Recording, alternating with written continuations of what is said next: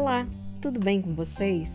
Estamos no nosso videocast Conexão e Transformação, no quadro Pontos de Vista.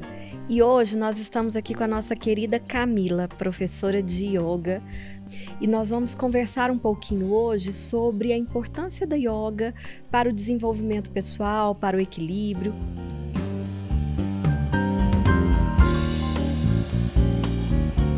Então eu vou começar pedindo para a Camila se apresentar. Tudo bem, Camila? Oi, Lívia, tudo bem? Oi, pessoal.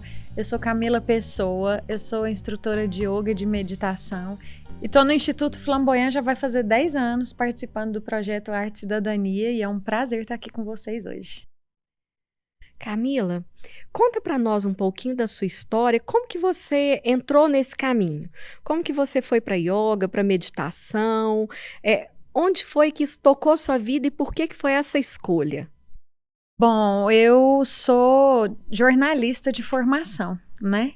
E naquela época, isso já faz 13 anos mais ou menos, eu trabalhava na televisão e eu comecei a ter crises de pânico e ansiedade. Eu sentia muitos sintomas que quem é aí de casa, né, já tiver sentido, vai saber muito bem que é insônia, dificuldade de respirar, né, falta de ar, a mente acelerada, uma taquicardia. E eu fui investigar o que era isso e descobri que fisicamente eu não tinha nada. E o que eu tinha mesmo era que trabalhar as minhas emoções, que acalmar minha mente, meu coração. Diante desse cenário, então, a primeira coisa que eu fui buscar foi a prática do yoga, que eu não sabia quase nada a respeito, mas eu já tinha ouvido falar que era uma coisa que poderia me ajudar, poderia me fazer bem. E aí eu comecei a praticar.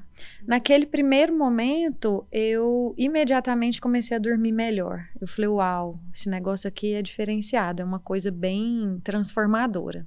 E foi quando eu, praticando yoga, praticando meditação, me livrei de todos os sintomas em um período bem curto de tempo. Assim, eu fiquei bem impressionada com como o meu corpo e a minha mente reagiram, responderam rápido. Eu não precisei tomar nenhum medicamento. É claro, tem pessoas que precisam do medicamento, né, para poder acompanhar, cada caso é um caso. Mas no meu caso, naquele momento, o yoga foi o meu remédio. E eu decidi que eu queria estudar mais sobre isso, que eu queria aprender mais sobre isso. Comecei a me aprofundar sozinha mesmo em literaturas e resolvi fazer uma pós-graduação. E a partir desse momento eu comecei a ensinar as pessoas. Começa sempre assim, né? Uma amiga, uma pessoa da família fala, nossa, tô vendo, tá fazendo tanta diferença na sua vida, me ensina. E de repente virou a minha profissão. Eu acho isso muito interessante porque as pessoas muitas vezes acham que yoga é uma série de posturas aleatórias e que vai trabalhar o Om, como muitos brincam por aí, né? Mas a gente sabe que é um processo, inclusive, terapêutico diante do que você acabou de relatar da sua própria história. Compreendendo isso, Camila, fala para nós um pouquinho sobre a filosofia do yoga, porque as pessoas não é só uma prática física, né? Existe uma filosofia por trás. Explica para os nossos telespectadores aí, para quem nos assiste, um pouquinho desse processo. Vamos lá, essa é a parte que eu mais gosto de falar e, inclusive, para todas as pessoas que chegam para mim, minhas alunas, meus alunos, eu sempre estou dizendo, a prática das posturas físicas, ela é só a pontinha do iceberg, é só aquilo que a gente consegue ver e aquilo que muitas vezes é mais difundido aí nas redes sociais, na internet, principalmente aqui no Ocidente. Mas o yoga é isso, é uma verdadeira filosofia de vida, é um caminho de autoconhecimento, que tem passos a serem seguidos e dentro de um desenvolvimento do ser integral, buscando essa união, que a palavra yoga em sânscrito significa união. União do quê? União daquilo que está separado. E muitas vezes nós estamos completamente desintegrados, separados de nós mesmos. O corpo está separado da mente, a mente está separada do espírito. Nós estamos desconectados do planeta Terra, da natureza, das pessoas ao nosso redor.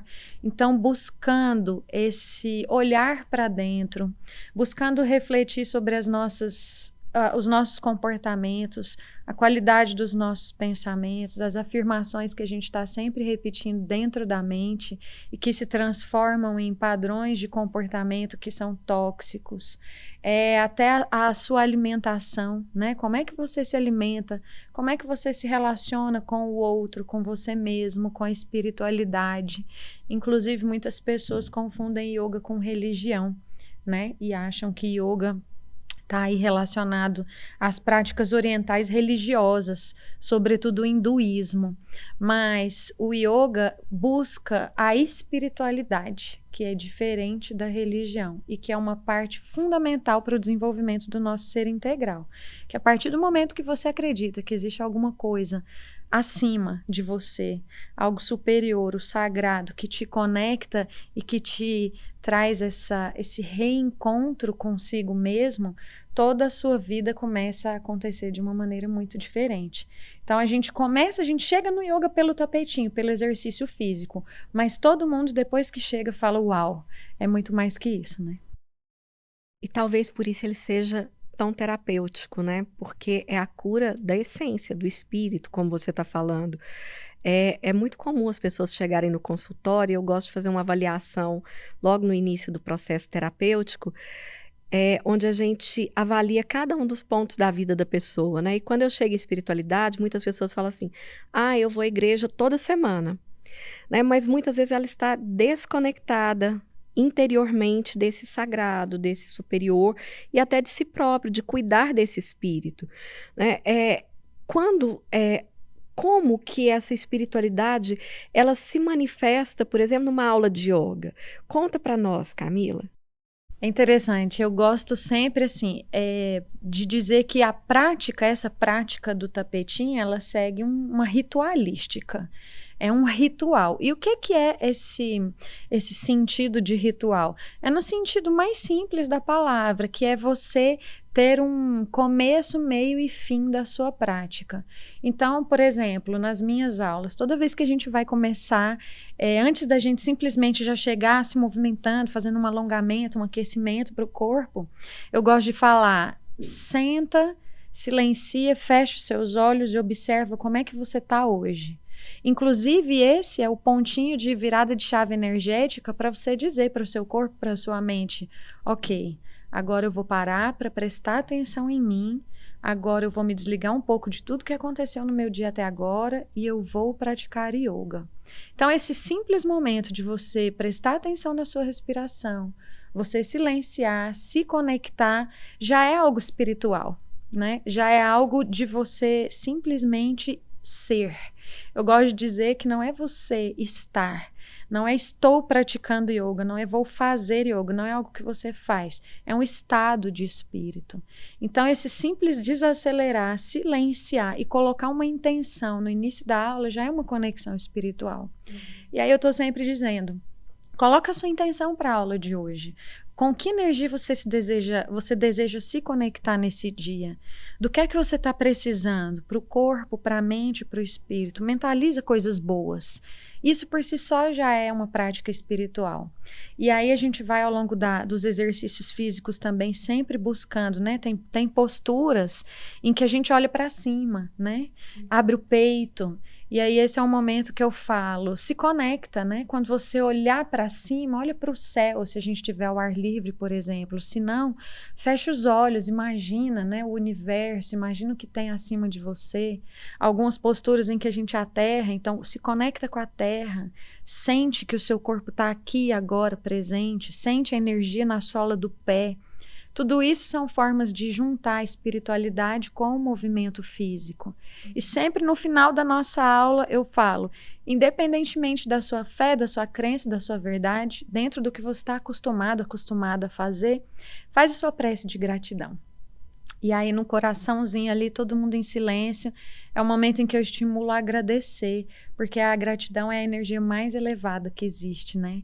Então assim, pode ser qual for a sua religião, o jeito que você gosta de se conectar com o divino, com o sagrado, mas nesse momento eu sempre falo, a gente não sai de uma prática de yoga sem agradecer. Perfeito isso. Encaminhando já para o nosso final e até deixando um gancho para o mês que vem, eu queria que você falasse qual a relação da yoga com a meditação, já que você falou sobre a espiritualidade, né? Porque às vezes as pessoas confundem as duas coisas, acham que todo mundo que medita é um yogi, ou todo mundo que faz yoga automaticamente já está meditando na postura. Fala um pouquinho para nós dessa relação, Camila. Eu acho muito difícil a gente dissociar yoga de meditação, porque uma coisa está diretamente ligada com a outra. Inclusive porque, como a gente estava falando, yoga é uma filosofia de vida, e essa filosofia de vida que está sempre voltada para você se conectar consigo mesmo é, por si só, uma forma de meditar. Então, eu acho que é isso que você está falando, assim. Nem toda pessoa que medita pratica yoga, mas eu acho que toda pessoa que pratica yoga medita. Porque, inclusive, a parte do exercício físico, através do movimento do corpo, do ancorar o corpo, você está meditando de uma forma ativa. Então, não dá para a gente dissociar uma coisa da outra. Mas se eu fosse deixar assim, um caminho bem didático, tem um grande mestre, né, antigo, dentro dos livros mais antigos de yoga, chamado Patanjali, e ele codificou um caminho de 8 passos dentro do yoga, né? 8 passos dentro de um caminho de yoga. E esses passos, eles começam justamente, os 2 primeiros são yamas e niyamas, que significam os preceitos éticos, né? Você se relacionar bem com você mesmo, você se relacionar bem com o outro, tudo começa por aí, muito antes do yoga do tapetinho. E aí a gente passa para a respiração, para os asanas, para as posturas, para meditação, concentração, enfim, tem toda uma sequência. E lá em cima, o último é o samadhi. O samadhi é o quê? É a conexão com o divino através da meditação. Então, não existe yoga sem meditação. Perfeito. Camila, já agradecendo a sua presença e feliz por toda essa contribuição, para mim me elucidou muito. Deixa um convite para o pessoal, até porque, gente, yoga é a única modalidade do Instituto que está online. Ou seja, você que está em qualquer lugar do mundo pode fazer yoga com a Camila. Convida o pessoal, Camila. Vamos, gente, praticar comigo, conosco, com o grupo do Flamboyant Instituto. Essa modalidade do online, como a Lívia disse, nos permite praticar do conforto da nossa casa e de qualquer lugar do mundo. Atualmente a gente tem muitas pessoas de Goiânia, mas a gente tem alunas que estão no Pernambuco e até nos Estados Unidos. As aulas acontecem 2 vezes por semana, toda quarta e sexta de manhã, às 8 horas da manhã, e vai ser uma alegria receber vocês conosco. Um grande abraço e até a próxima. Até!